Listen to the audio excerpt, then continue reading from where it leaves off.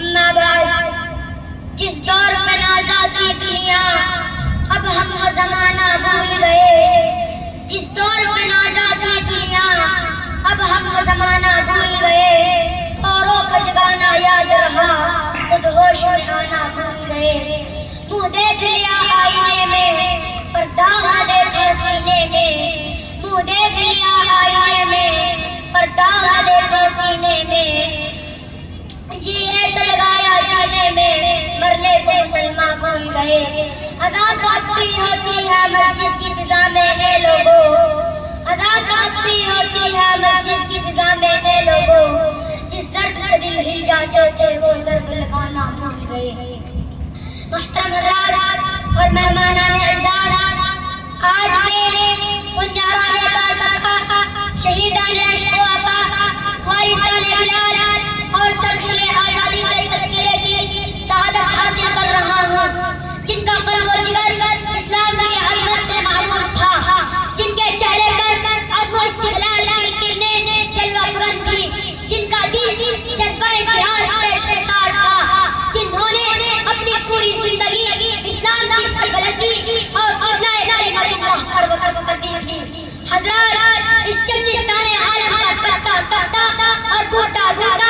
اس بات پر شاہد ہے کہ یہ طبقہ ان اصحاب فکر و نظر اور وارثان قلب و جگر کا طبقہ ہے، جنہوں نے ملک کے ہر نازک دور میں امت کی رہنمائی اور دستگیری فرمائی ہے۔ یہ طبقہ ان وارثان قلب و جگر کا قافلہ ہے، جنہوں نے ہر دور میں باطل کا مقابلہ کیا، جب بھی باطل نے حق کو چیلنج دیا انہوں نے اس کو قبول کیا اور سربلند میدان میں آ نکلے اور جم کر پوری بے خوفی کے ساتھ باطل کا مقابلہ کیا۔ یہی وہ حضرات ہیں جنہوں نے اپنی جان کو دے دی مگر لیکن باطل کو کبھی پیٹ نہ دکھائی۔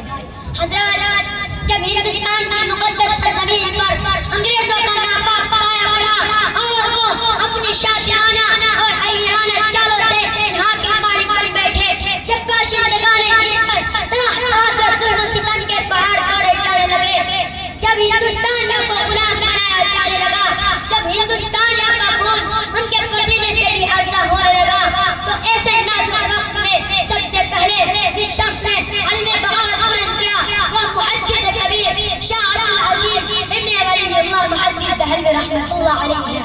یہی وہ مجاہد ہے جنہوں نے وقت میں سب سے پہلے مسلمانوں کے نسب العین کا اعلان فرما دیا تھا۔ شاہ عبد العزیز کا فتویٰ کیا تھا؟ ایک پر کے بے امان تھا، جو دشمنوں کے نگلی تمنا کی پڑی، انگریزوں کی نیندیں حرام ہو گئی، جگہ جگہ آزادی کے شعلے بھڑکنے لگے، پرچم لہرانے لگے اور سینوں میں ولولے مچلنے لگے اور حوصلے نے انگڑائیاں لینی شروع کر دی، اور مسند درس پر بیٹھ کر قرآن و حدیث کی درس دینے والے علماء کرام اور خانقاہوں میں بیٹھ کر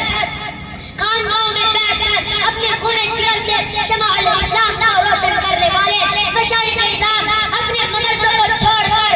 اور خانقاہ کو چھوڑ کر میدان میں آ گئے اور فرنگوں کے خلاف ایک محاذ بنا کر توکل علی اللہ منزل کے جانب پیسر و سامان کے عالم میں نکل پڑے۔